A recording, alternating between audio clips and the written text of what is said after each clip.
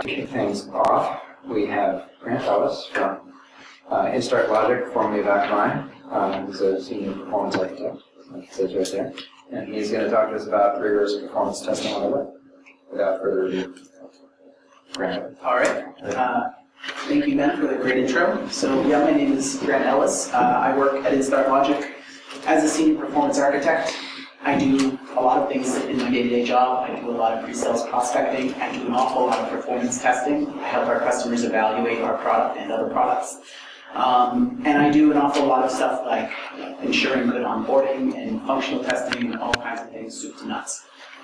Before Instart Logic, I've been in the performance industry for about 10 years now, give or take. I spent over 6 of those years at Akamai, doing various positions over there. I also spent several years in the front-end optimization space, and several years consulting for the Boston area and New York area startups. So I've been around the block and I've seen performance from a lot of different perspectives. And I really want questions, so feel free to just yell them out or throw something at me or whatever makes you happy, because I want to answer them.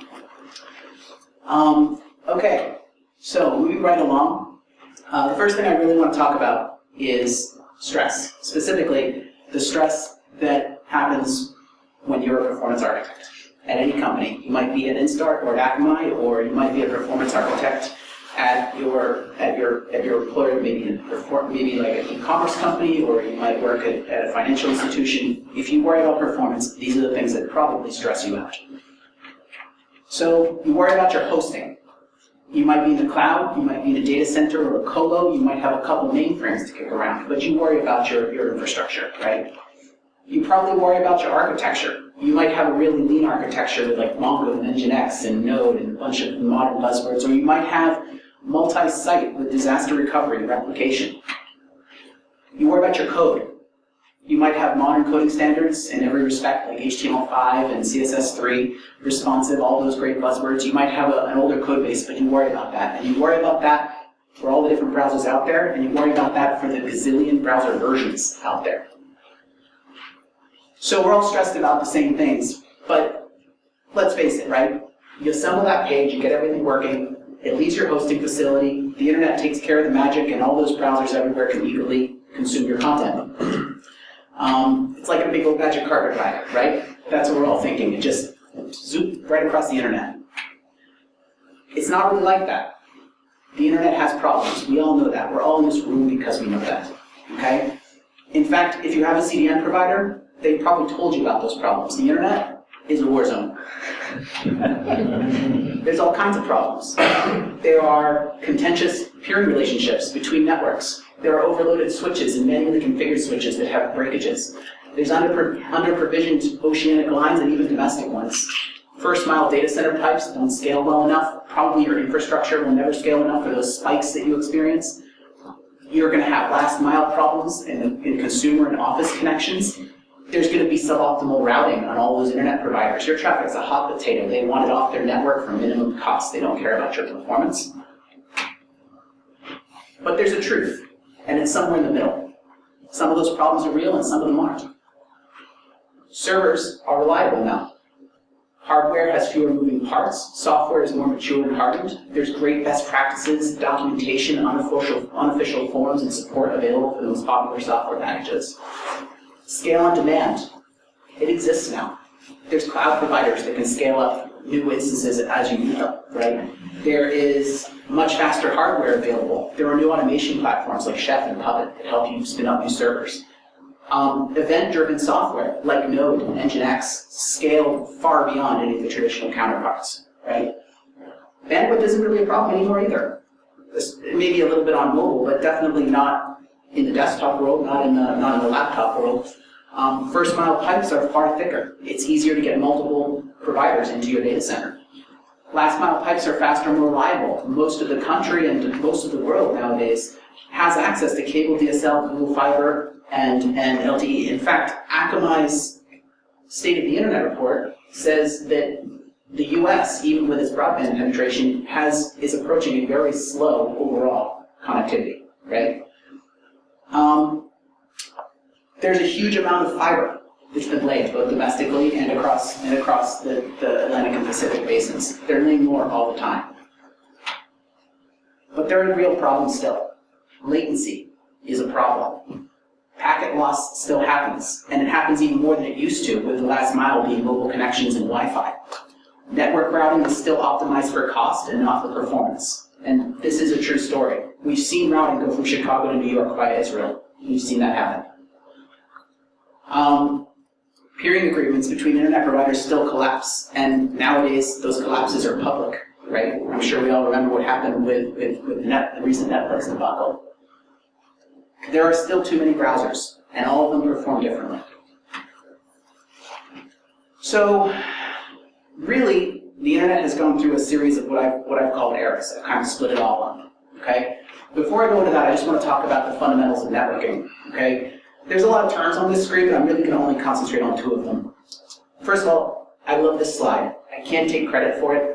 It came from a guy named Raphael Luta, who I do not know personally, but he has a great website on the internet. URL's at the bottom. I'd be glad to share it afterwards. It has a great little step through and explains a lot of the really nuanced and obscure networking terms. But these are the more important ones. And for this conversation, I want to talk about latency and bandwidth. Okay? In the picture, the bandwidth is the width of the road. It's an expression of how many cars can pass at a time. Okay? That is one of the things that actually determines how many cars can pass per unit time, that plus the speed of the traffic. So the width of the road does in fact impact bandwidth. The latency, the sign says, it's a sign saying how many miles, or in this case kilometers, are required to be traveled before they reach their destination, okay? The way to think about that is, if you have one car, it's going to take a certain amount of time to go 110 kilometers. If you have 1,000 cars, it's going to take the same amount of time for all those cars to drive 110 kilometers. That's your network latency, okay? And it's also a gross oversimplification. That's assuming that the road has a straight shot. There isn't going to be a straight shot. There are going to be intersections and traffic lights. There are going to be rotaries. There's going to be all kinds of things that cause congestion, bottlenecks, okay? And it's just like that on the internet. Those bottlenecks are what causes the latency more than the straight shot pipes. And those bottlenecks are where packets get dropped. In the traffic world, you might think of a car accident, right? Traffic just drops, never gets to its destination. So I think this is a great analogy, and it explains the difference between bandwidth and latency very, very well. And I'm going to be referring to those terms in the future. So any questions on the difference? No? Great. So I'm going to start with my history. It's going to be really, really basic to start, okay? The dawn of the internet, performance was simple. There were not very many clients, the internet was small, traffic was small, payloads were small, bandwidth was low, but it didn't matter because everything was small, so the bottleneck really was latency. Ping, introduced in 1983, measured the latency between two machines. I put Pong there because it made me laugh, but actually Ping was named after sonar on a radar. You send out a signal and then you get an echo back. The internet started to grow up and became the World Wide Web a little bit later. The mechanics of the web changed. All of a sudden, websites, the pages themselves, were larger payloads than what was previously seen on the internet. And a lot of them had images. And images made, quite honestly, just made it so there were a lot more bytes to send. And all of a sudden, latency was not so much of a bottleneck anymore. Bandwidth became the bottleneck.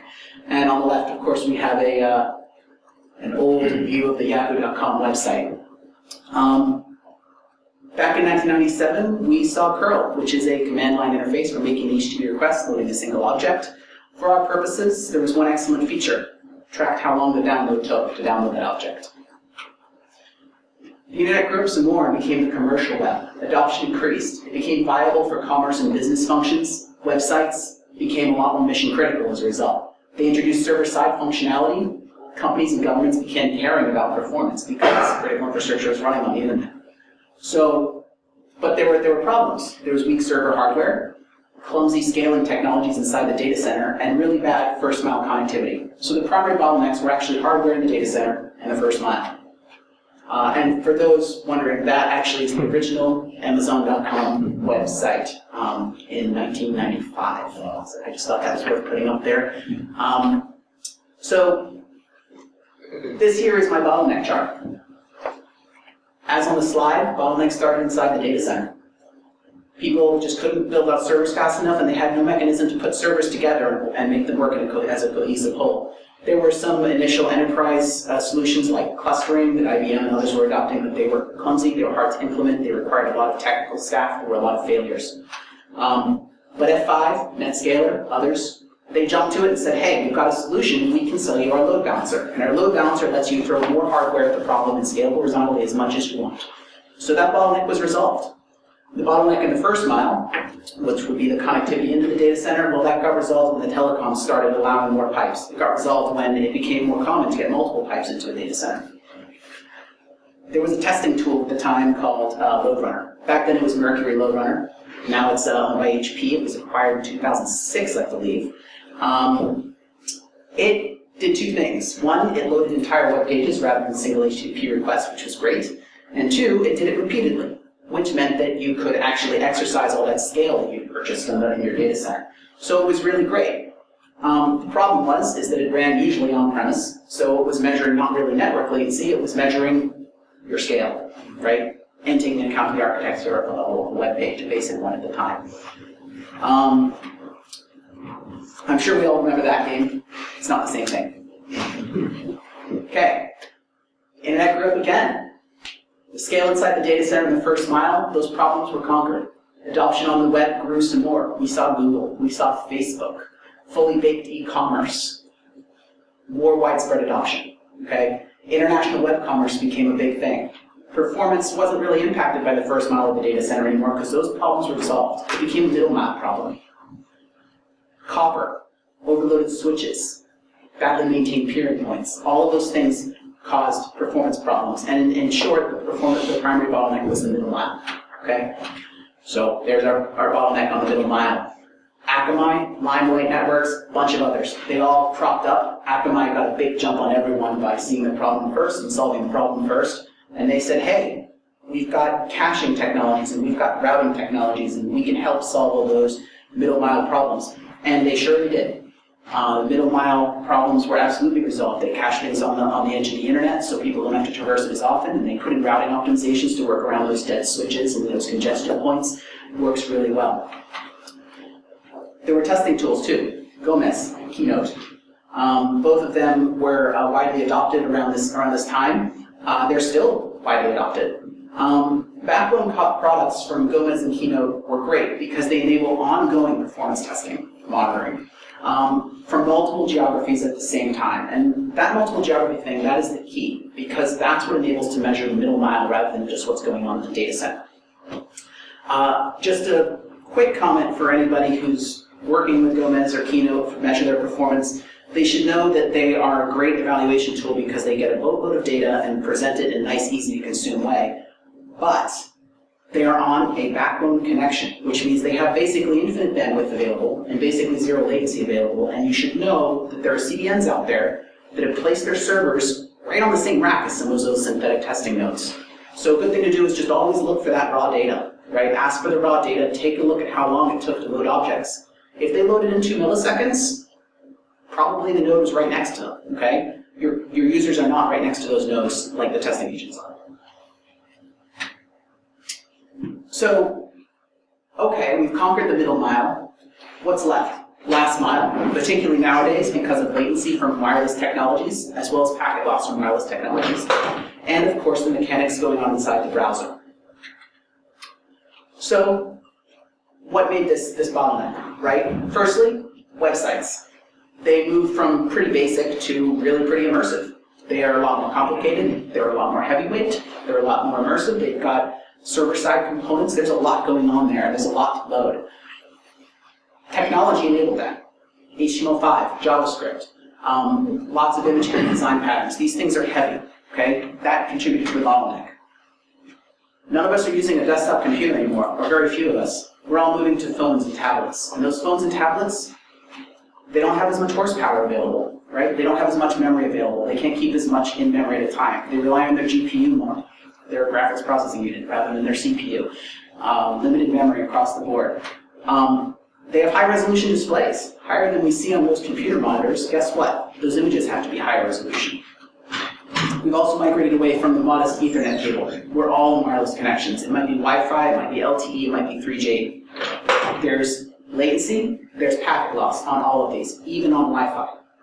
People are surprised when I say there's appreciable latency on Wi-Fi, but compared to an Ethernet connection to the internet, it's actually really substantial. Yeah, especially in the city. Especially in the city, where there's interference. You're absolutely right. Put all these things together, and your clients are waiting a really long time. Always there.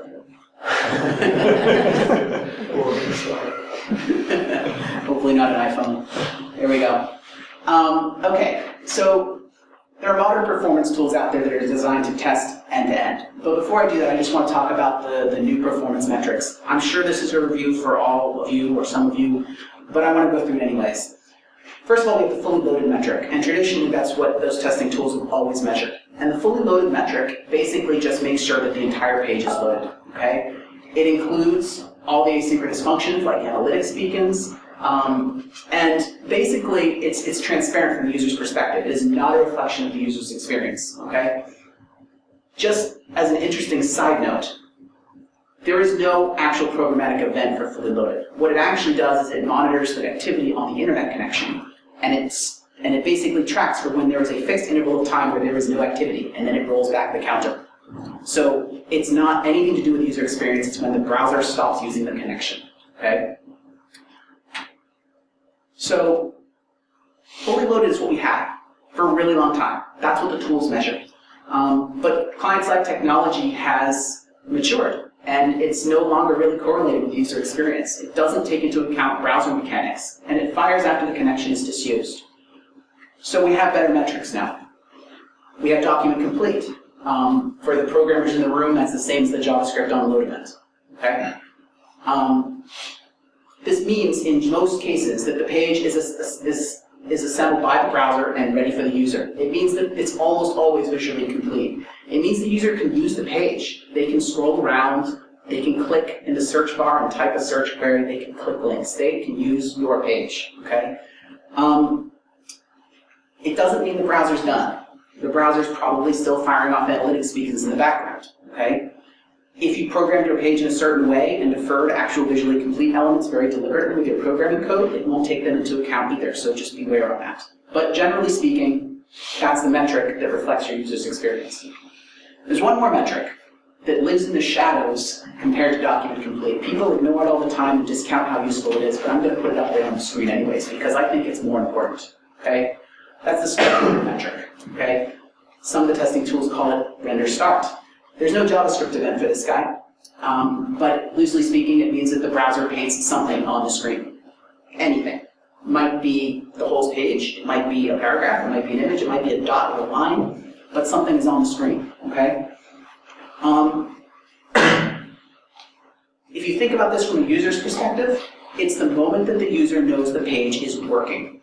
Up until that moment, they are staring at a blank browser, blank screen. As far as they know, it's broken. They don't know that the page is loading. If you have a slow start render, your user's busy knocking their head against the keyboard, why isn't this doing anything, right? Guess what? It's when abandon that happens. That's when they go and click to your competitor, or hit reload if you're very lucky, right? Because they're like, I don't think this page is working. That matters more for most of my clients. So back to the performance tools. Go ahead. Do you want questions in the middle? I'm kind of surprised that you didn't mention speed index as the last of those. That's actually a really good point. So for everyone else, the speed index is actually a construct by the folks at Web Page Test. It is designed to reflect a whole lot of criteria that were kind of chosen by the team over there. It includes things like the first byte time for the page, the first byte time for the objects, whether things were compressed appropriately or minified appropriately, and a whole lot of other things that it kind of looks for. And it aggregates them together into this one score, which is your speed index. And one of the things about the speed index is that I treat it more like it's an indicator rather than like an indicator of good experience or an indicator that you're doing the right things, rather than an indicator that your users are getting a fast page load. It is true that if you've got a good performance service in place, and you've adopted good front-end optimization practices, and you've got a really responsive architecture, it's clear that you will have a good speed index. But that doesn't mean that there aren't other things you can do. Do you have a question too, David? No? Okay. Does that answer your question? Sure. All right. So there are all these tools. I went through them all, right? There's Ping, Curl, Load Runner, Keynote Gomez. They all have their limitations. None of them measure multiple devices, none of them measure multiple connection types, and none of them reflect a true user experience. So what do we want to do? We want to upgrade our testing tools. Okay. What's your opinion on the last mile testing agents from Wayfair? So I've worked with them a good amount, actually. They're very popular when we first start prospecting some of our customers. The problem with them is that, so actually just context for everyone. So there are last mile testing agents offered by a lot of these same vendors and several others that will be on the screen shortly. The last mile testing agents are basically a piece of software that resides on a computer inside somebody's home. And they are given some kind of credit or something so that they allow this company to put this agent in their home. Okay? And so it's on the end of a cable modem, or it's on the end of a DSL line, or whatever, and it's clearly in somebody's home. It is a true last mile connection. So it's understandable that people are attracted to the idea of actually seeing users' experience, okay? They tend to work sort of in the background. They're not actual page loads, but they're page loads sort of done in an automated way over a real end user connection. So that's kind of what they are. In theory, everybody seems to love the idea. In practice, the data's all over the map. You see timeouts, you see all kinds of stuff, you see spikes, you see there's also very limited data, or very bad data, very incomplete data. They'll say that they're on cable, but they didn't tell them that they switched to dial-up or DSL at some time in the future, right? And so it ends up being one of those things where you have to do a lot of cleanup and guesswork, in my experience. So I try to guide my customers away from that, at least for the time being. Good startup idea, though. Someone who can figure out a way to manage that on an ongoing basis might make a killing. So how do they mark the beginning of the last mile? What information gives them that? So in performance lingo, the last mile is basically the connection from the internet as a whole into a home or an office. So if you're in a home and you have a cable modem and the test is being conducted from the other side of that cable modem, that is a last mile test. So basically, go back on the chart. So you have the first mile, which is basically the big pipe that connects to the data center, or your cloud provider, or whatever it is.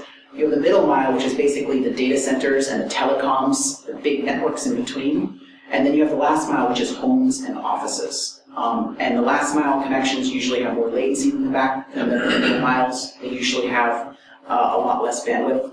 But loosely speaking, it means somebody's home or somebody's office. Doesn't it mean they have to insert equipment in the Comcast node that is serving the last mile? So if It just you includes it, right? Well, if you're at home and you load a web page, then you're loading the web page on a last mile connection. Just because you're at home and you loaded a web page. He's asking what's the next node in? The next The last mile is like your home to the cable head to the ISP. Yeah, But like if when you you're testing the last mile, it's the aggregate across all. You're not just isolating the last mile performance, it's the aggregate of the whole request. So you're kind of assuming yes. you know the performance up to that point, and you're saying, what's the whole, so the last mile is the whole mile. Yes, that's thank you. Yes, they are cumulative. Yes.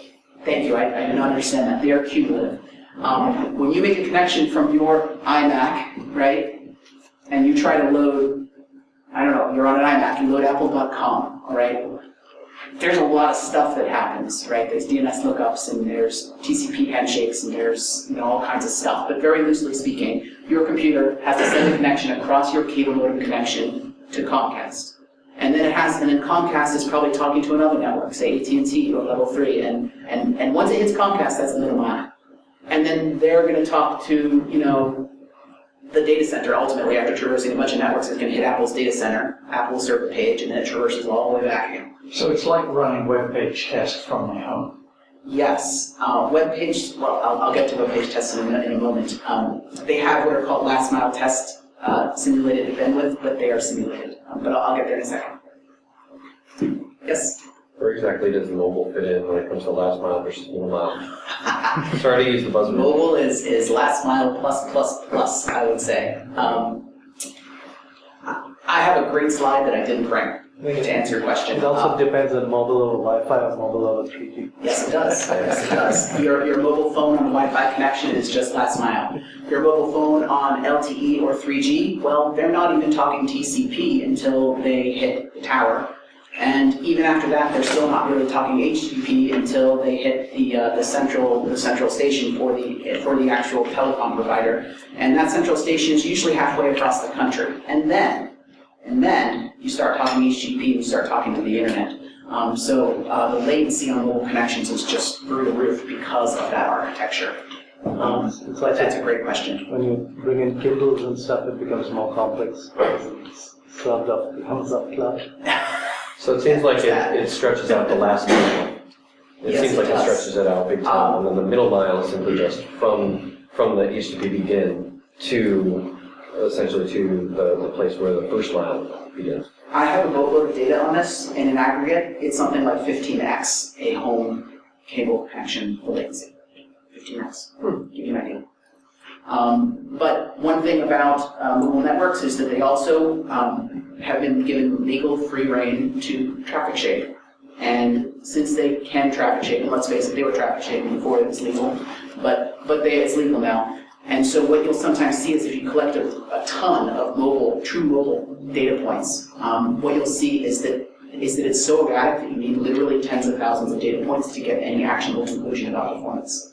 Because you'll see 15-second load time followed immediately by a 3-second load time, followed immediately by a 25-second load time, and it's just not reasonable to draw conclusions until you have literally thousands and thousands of data points. And that's because of the traffic shaping.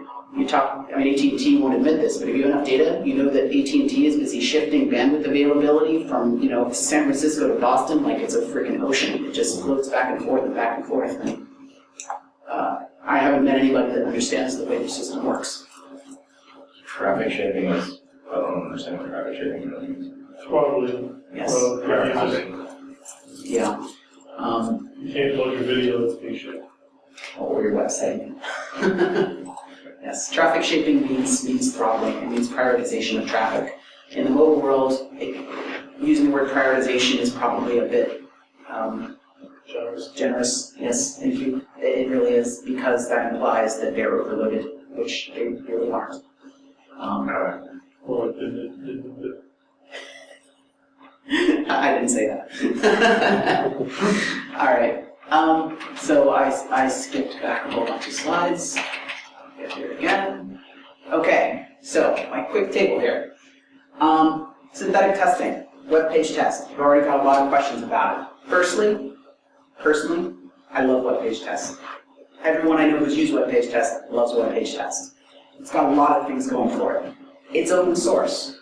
For those of us in the CDN world or the performance world, that right there is so key. It is fundamentally unbiased in all respects. Okay? It supports multiple device types. It actually has limited mobile phone support.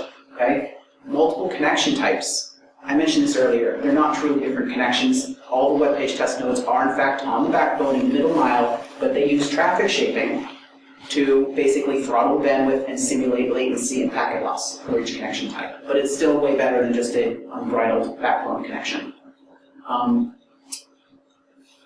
Also, there's support for start render, document complete.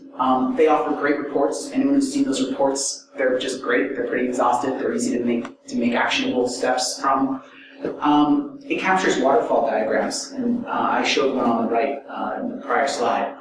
Waterfall diagrams are great for diagnostics. They're great for understanding what's critical path for your performance. There are limitations too. The analysis tools really aren't there. It reports median, that's what it does. Okay? If you want to get more insight, it's just not there unless you want to pull it all to a spreadsheet. It's difficult to monitor on an ongoing basis. You run like one test or 9 tests or something, It is open source, you can make your own nodes, you can set up web page test monitor, but that's just a ton of effort up front. It's hard to monitor on an ongoing basis. Platform stability. For certain sites, certain nodes, it just sometimes breaks. It just breaks. It just sometimes will not load the page. And it's clear because the screenshot is blank. Or the number of objects in the page should be 100, but it's 2. Or whatever it is. And that's just the nature of the beast. All of those nodes are sponsored by third parties and managed by third parties, and they just break sometimes. We'll have to live with that, unfortunately. So that's web page test.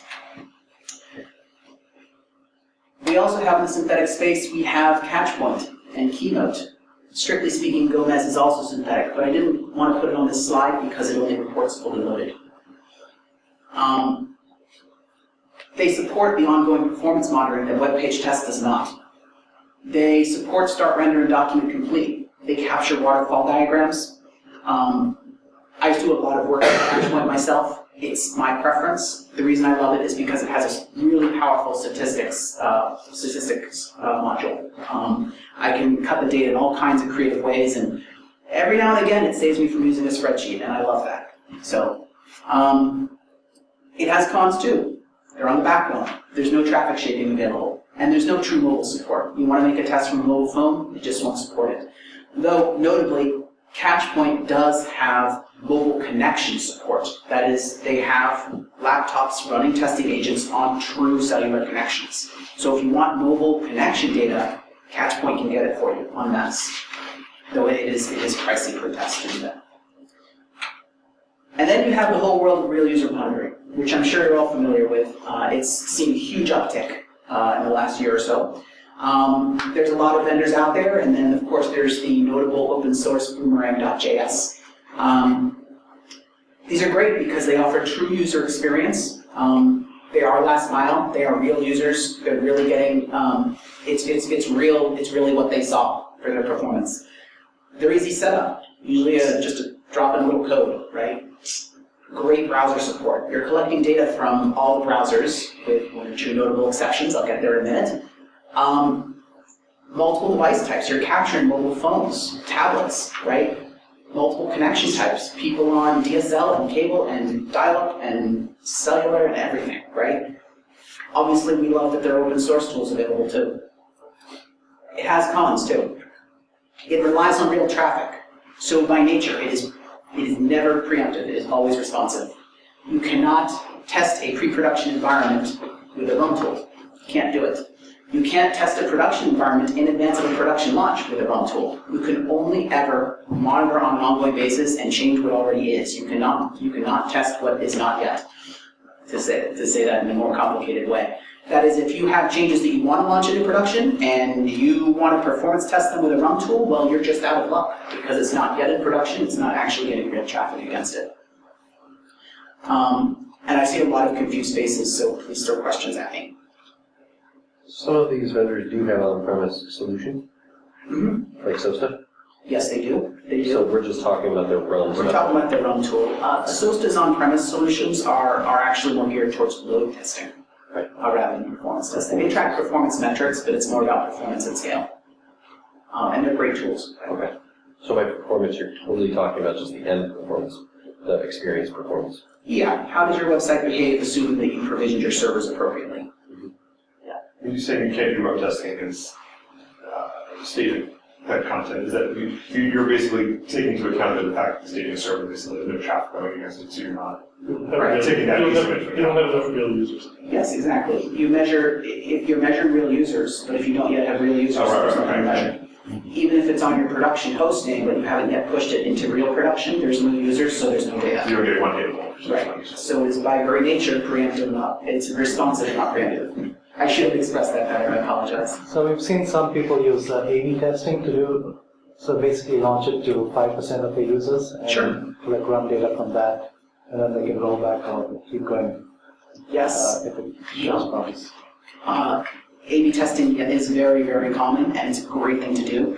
Whether it's for performance or changes to your page, maybe there's like there's tools from like Adobe and a whole boatload of other companies to facilitate that and make that easy. Their traditional use case is what happens if I make this button blue, do people buy more? Right, but you can absolutely use them for performance testing different services or whatever you want. The mechanism for splitting on the A/B is different from the performance measurement mechanism, but absolutely, I always recommend that. And for those who don't know about A/B testing is great because it lets you isolate variables and figure out which ones your users respond to the most. If I make this button blue, does the page look faster? If I make this button blue, is my user more ready to click it? So, good. So, other cons. Limited analysis tools usually, right? Most of them still do, in fact, present an aggregate average only. They might put things on a map and say where they got hits and where the performance was on the map. That's very common, but generally speaking, they're reporting an average. And that's a problem for a couple of reasons. One, the mere act of measuring the performance does in fact impact the performance because you are injecting the logic to start measuring performance at the beginning of the waterfall. And that is when performance is most vulnerable because that moment at the beginning of the waterfall is when the browser is not doing multiple things at once, okay? Measuring performance impacts performance on its own, okay? It also matters an awful lot because there are a lot of outliers in RUM, lots of outliers. Because it's real users, you have users that timed out because they pulled the plug. They timed out because they were on a mobile phone and all of a sudden they entered a tunnel. And 400 seconds later that page loaded, right? They timed out because they were running Windows XP with 128 megs of RAM and 3 antivirus packages, and they're switching off their hard disk. Those performance measurements are not very relevant, but they really screw up those aggregate average figures. So you have to take all that stuff into account. If you run a RUM package, you need to do a lot of cleaning. It's just what you have to do. The other thing is that there are a lot of RUM packages out there saying that they support Safari. They don't really, okay? Safari does not support the necessary navigation timing APIs that are required for RUM tools to operate. That is to say, the Safari browser gives them no mechanism to measure performance in a traditional sense. What they usually do is they manually start and stop timers and sort of log that and send it back. But it's imperfect, they don't catch all the metrics, they tend to require a little bit more overhead, so it's just not as accurate, okay?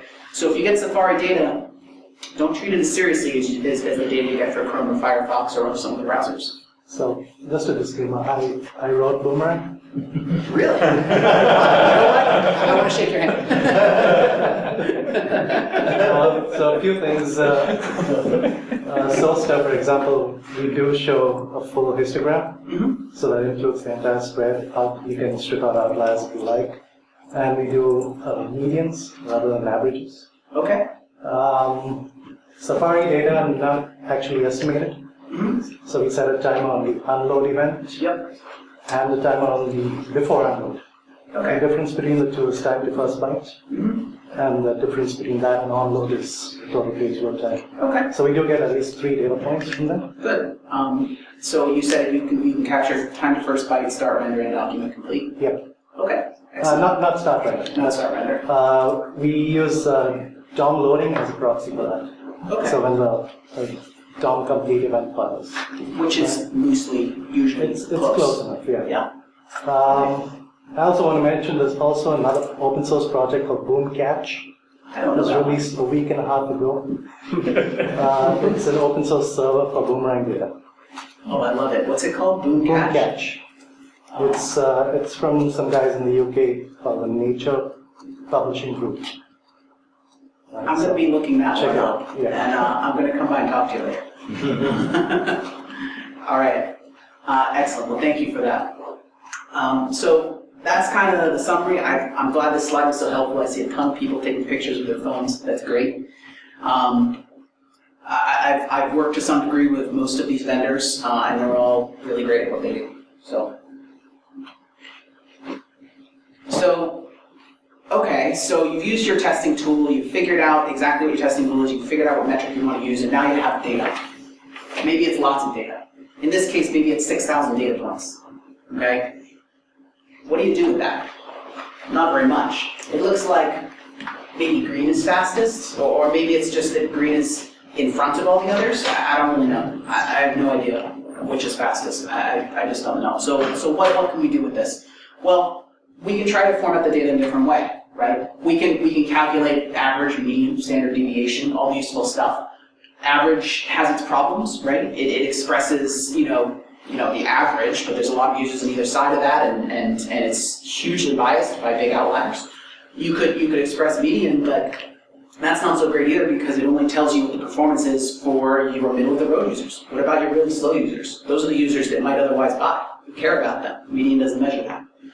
Maybe you care about the standard deviation. A lower standard deviation means that the data is less variable. It means the experience is more consistent. But none of these really express it. So conventionally, we see a lot of performance that's plotted on a graph over time.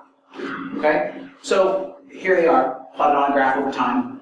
Maybe red's faster, looks pretty good to me, right?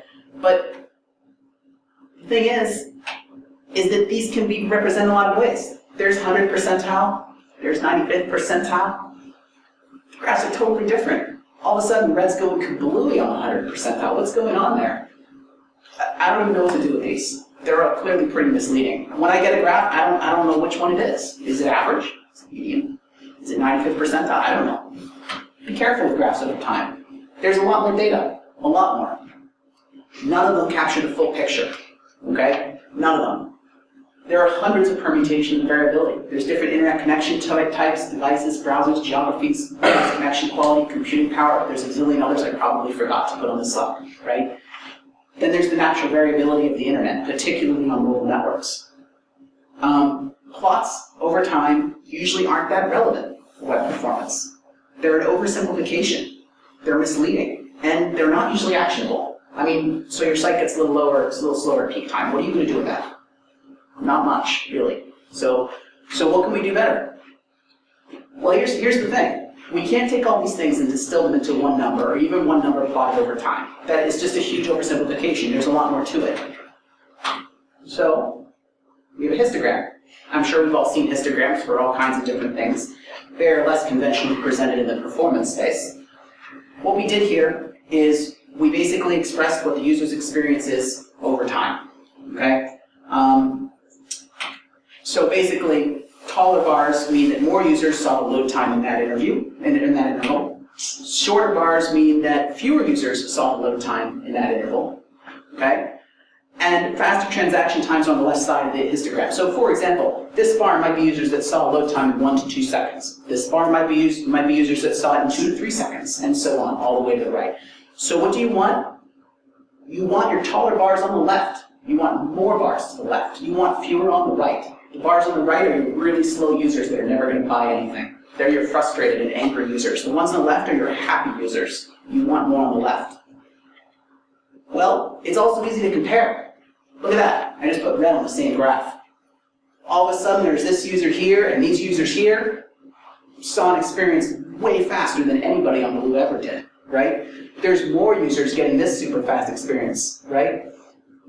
And then over all the way on the left, there's way fewer users seeing the really slow experience. Those blue bars are taller on the right. Wow, look at what we did there. All of a sudden, it's really easy to compare, and we looked at all the data, okay? So that's a histogram. We love histograms. We show histograms because you show a single number, it never actually tells you enough, right?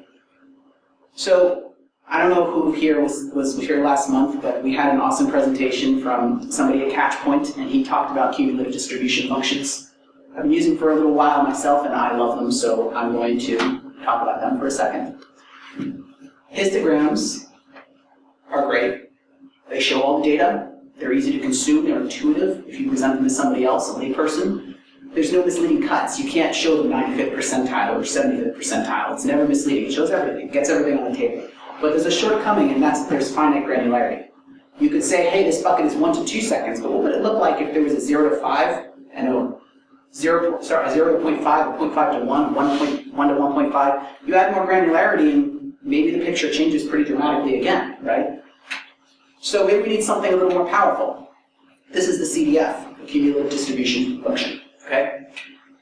What we do is we plot a line, and that line expresses the percentage of page loads completed after a given elapsed period of time. So what that means, for blue here, It means that 20% of the page loads were completed in 5 seconds or less. Okay, that vertical bar is 5 seconds. That's what it means. Okay, it means that slightly less than 70% were done in 10 seconds or less. Just the overall history. Exactly right. Thank you. Yes, that's exactly what it is. People frequently find this harder to consume than a histogram, but it expresses so much more information. Your red blue comparisons come up on here. Yes, it is. Same data. So with histograms, there's basically a curve. You want it more to the left and more above. Because if it's more to the left and more above, it means that more users at any given time have loaded the entire page, right? Plotted on the same graph, it's easy to compare. Look at that. Red is to the left and above. Okay? That means it's definitively faster. That gap is the differential. Okay? There are more people done at that time, right? So in this case, 80% of blue users were done with the page, but at that same amount of elapsed time, 90% of red users were done with the page. Wow, that's a great conclusion. You'll never draw that from a histogram. Okay? The red line is above the blue line all the way around. Every user is faster on red. Every user. That's great. You won't draw that from a histogram either. So, I'm just going to sort of tie it all together here and talk about what we learned really quickly, and then we'll have some time for questions, it looks like. Firstly, the internet is a jungle. It's messy. There's a lot of things you don't have control over, but there are things we can do to mitigate. Methodology matters, arguably more than results do. It's really easy with a performance test. Devil's in the details. It's really easy to make great results look bad, and bad results look good, and it's really easy to do that deliberately, and it's really easy to do that accidentally. Methodology matters, and transparency matters. Be careful picking your tool. Be careful picking your metric. Never ever accept a performance metric that's expressed as a single number. It's never the whole picture. Powerful visualizations always trump aggregate figures. And, that should be noted, all of this stuff I did in Excel. Spreadsheets are awesome. Learn to use them. They can help you with all kinds of things. So, thank you. Any questions?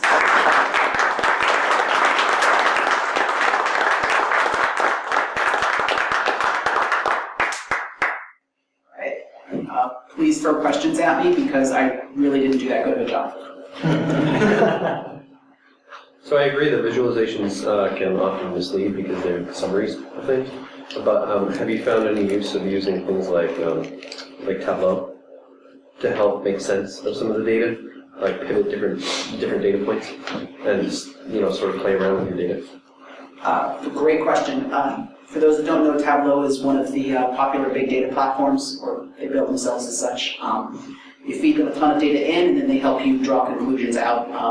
I haven't personally used it, but I've heard great things about it.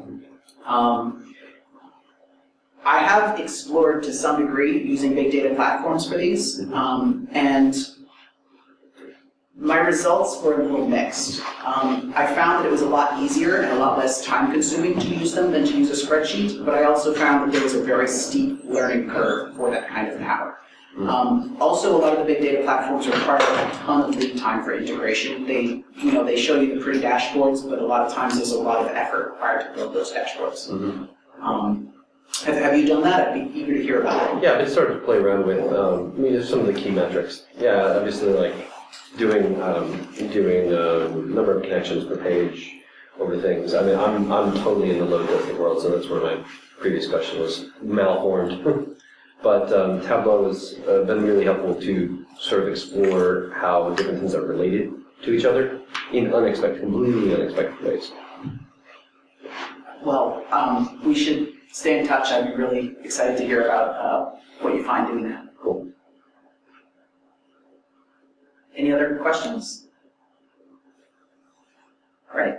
So, in previous companies, I've always had this case. You mentioned there is no one number, and I agree with that, but the boss or the VP of engineering only wants one number, or even worse, they want a color, right? Red, green, or yellow.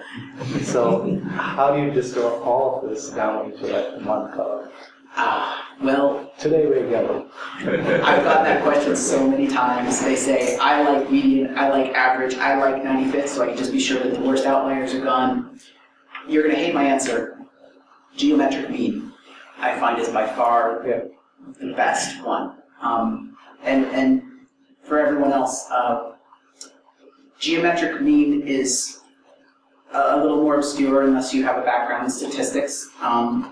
Geometric mean is very much like an average. It's calculated in a completely different way. It's better than an average because it weights each data point according to how close it is to the normal distribution. Okay, so outliers are weighted less than the ones in the middle, loosely speaking. The geometric mean is actually better for log normal distributions. I'm sorry? It's better for a log normal distribution. Yes, and so, but not a normalized distribution. So most of the distributions are log normal, but they tend to not always be log normal. Yes. Performance data. And in fact, geometric mean becomes completely irrelevant if you use it against an already normalized distribution, which is an important thing to note. Like if you've already fit your data into a fixed curve, a fixed scale of 0 to 10 or something like that, or you've already put it into a bell curve or something, geometric mean becomes inherently meaningless. So that's good to know. But if you've got raw, unfiltered performance data, it's a great visualization because it takes those outliers and it takes them into account, but because they're outliers, they're offered, loosely speaking, less weight than the ones that are fewer standard deviations in. So you're taking everything into account, but the extreme outliers are kind of getting a grain of salt there. It gives more weight to the low outliers than to the high outliers. Correct, yes. Yeah. Any other questions? Yeah, so you were suggesting that histograms are a way that you can see of the run tools. Any of those, which ones of those actually support that kind of display data? I haven't encountered one. So we do, Sosta does. Sosta does? Yeah. There you have it. So Excellent. we have a room tool that shows histograms, mean and 8% that. So there you have it. Histograms are great. I definitely recommend you search them out. CDFs I like more, but presenting them to somebody who's never seen one before is sometimes a big challenge. So I sometimes like to flip the CDF around, put the percentiles on the x-axis and load time on the y. And you can just say, all right, 50th percentile, that's the load time, 75th, that's the load time. Yeah. But it's easier for somebody who doesn't know what it is to read the chart that way. I can see that. A vertical CDF is actually more in line with the traditional statistics approach to it. So, but most people are not statisticians. What's that? Most people are not statisticians. That's right. So, any other questions? I really didn't do this good of a job. There must be other questions. No?